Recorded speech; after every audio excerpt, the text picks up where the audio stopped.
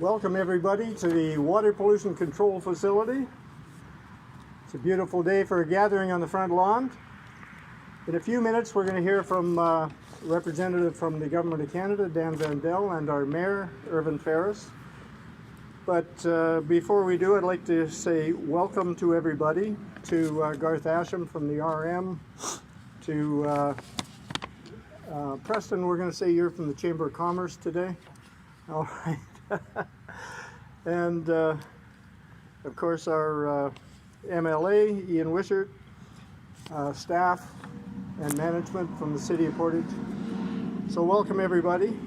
It's been quite a few years since the province of Manitoba mandated that we do nutrient removal.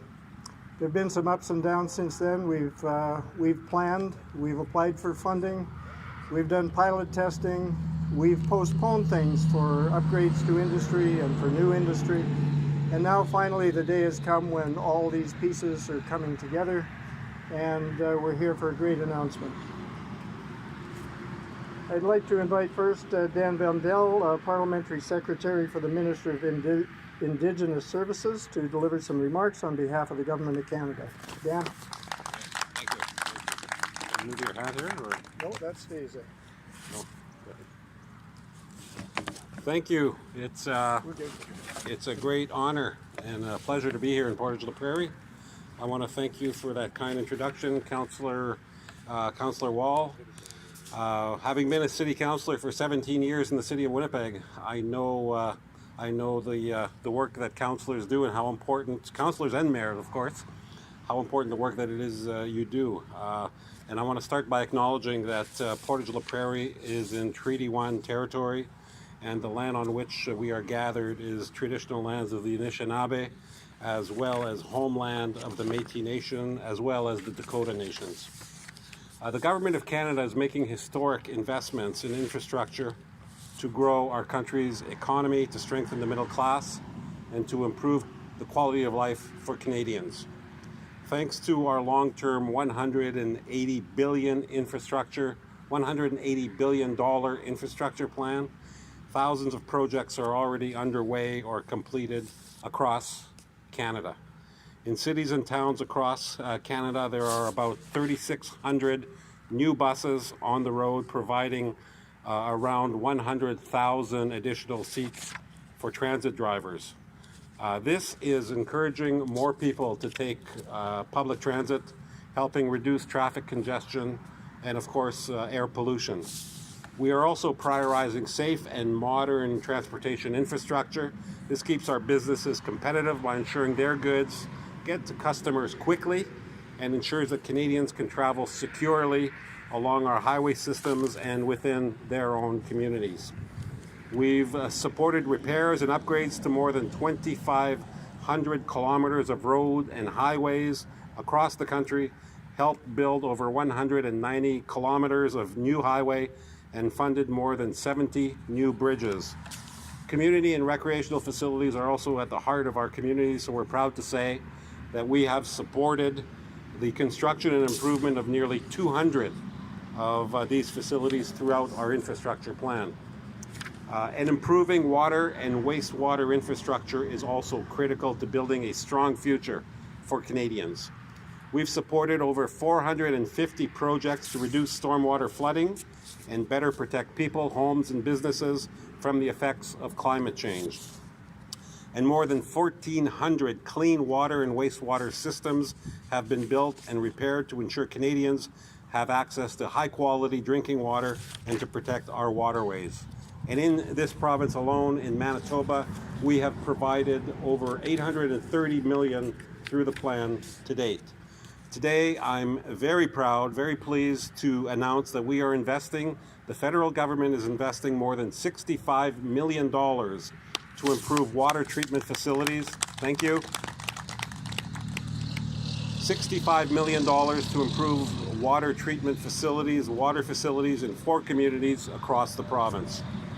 Proper water treatment facilities are vital to providing Manitobans with clean, safe drinking water while safeguarding our environment. And here in Portage la Prairie on this wonderful Friday afternoon, we are we are announcing, today's announcement will support upgrades to help remove nitrogen and phosphorus from wastewater. This will significantly reduce pollutants being discharged into the Assiniboine River and increase efficiencies at the treatment plants. In Altona and in the RM of DeSalleberry, funds will support projects to improve access to safe and reliable drinking water and resolve present and future maintenance issues. And in Carmen, the upgrades to the regional water supply and treatment systems will remove the boil water advisory in that community. These improvements will make our environment cleaner, will make our environment safer, so that families can live and thrive in a healthy, dynamic, and vibrant community for many, many years to come. The Government of Canada is proud to be partnering with local governments to ensure communities across Manitoba have the infrastructure they need to prosper. By investing in modern, resilient, and green infrastructure, the Government of Canada is helping everyone reach their full potential and share in our nation's prosperity. We're enabling communities of all sizes to attract talent and investment they need to create jobs and opportunities for everybody. We're paving the way for a brighter future, and this is what Canada needs, this is what Canadians need, and this is what Canadians deserve, and we look very much forward to continuing our relationship, working together, of course, with the Assembly of Manitoba Municipalities, AMM, to do more of these announcements across this great province.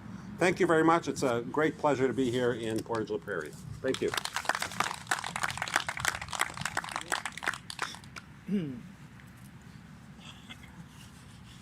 Thank you, Dan. And as the Secretary said, these projects don't happen all by themselves, and they require all levels of government cooperating to make them happen. At this time, I'd like to call on His Worship Irvin Ferris to say a few words on behalf of the City of Portage.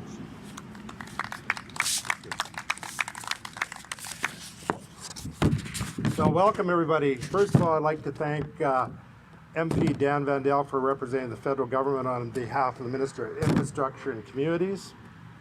This project would not have come to fruition without the substantial support of the Government of Canada.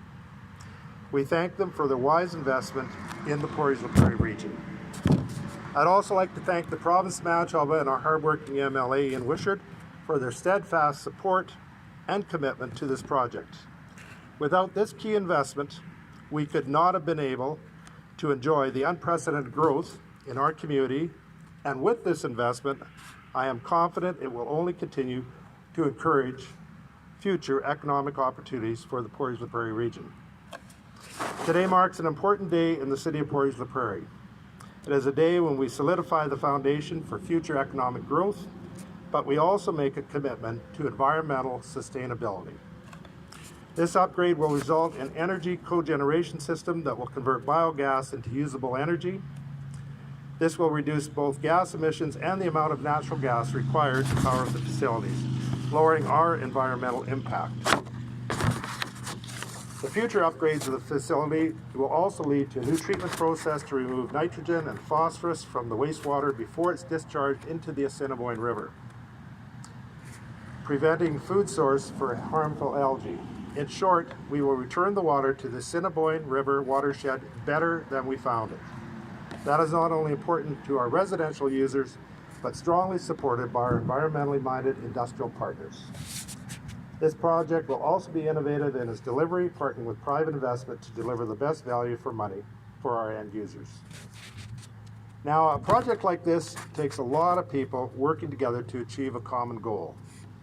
I'd like to thank all the staff behind the scenes for the years of thought, preparation, and analysis that got us to this day. Specifically, I'd like to recognize our manager of the Water Pollution Control Facility, Carly Friesen,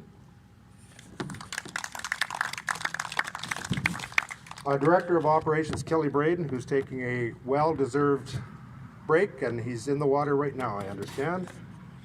Our Director of Corporate Services, Kathy McFarland, she'll know what to do with the money when we get it.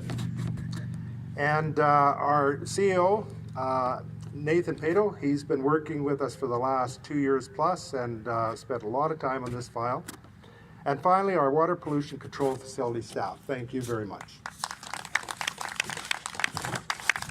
This is a great day for our nation, our province, and our region, and our city, of course. Thank you, merci, miigwech. And I have a little gift here. As our member of parliament mentioned, he was a member of the Winnipeg City Council for many years.